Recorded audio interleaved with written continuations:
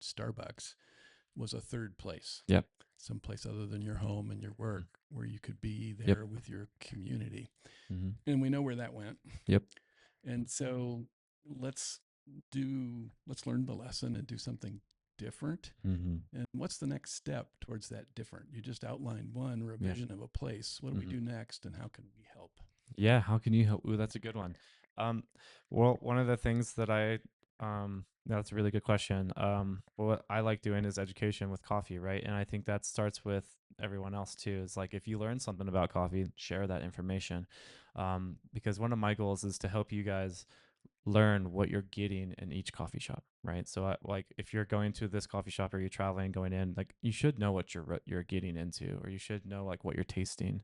Um, and so maybe just like pay a little bit more attention to like what they're serving. When you're going to the coffee shop or going to the grocery store to get a bag of coffee, are you just grabbing a bag off of there, or are you actually looking at different roast levels or different types of coffee? That all plays a role in where you're going. I actually think that one of the things that you can do is just support a local roaster, or just kind of any roaster that matter, because um, Starbucks has their coffees, but it's very streamlined and very, it's Starbucks coffee. People like it. It's great. There's people that love it and won't go away from it, and that's cool. But I do think like there's a lot more coffee out there than what Starbucks has been doing. And if it wasn't for Starbucks, coffee wouldn't be where it is today, for sure. They've done an amazing job getting coffee out there. And there is some actually really fun coffee Starbucks places called like the Starbucks Reserve. I mean, they do some fun, like really fun stuff with coffee. So the Starbucks is still doing a really good thing. And I think it's actually one of the best coffee shops to work for because they offer benefits. So if you want a coffee shop job, work at Starbucks because you can get a benefit package. A lot of coffee shops don't offer that. So that's the downside. We kind of touched on it in our earlier conversations.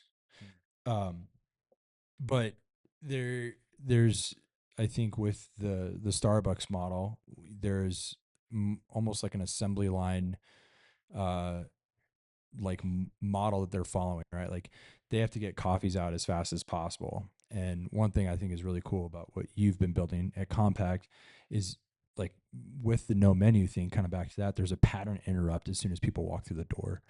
And I think, to your point, how do we maybe, if this is the vision to have a third place again, how do we prevent that from becoming this Americanized assembly line? And I think it starts with those pattern interrupts, which is exactly what you're doing. Yeah. I think just like thinking outside the box and doing it differently. Like, I mean, Starbucks set that tone, right? You go up to the bar, order your drink, pick it up. And that's what every coffee shop turned into. So, yeah, I think that's a really important aspect to it is like we have to figure out how to do something different, how to be more engaged with your customer. So, I think that definitely is.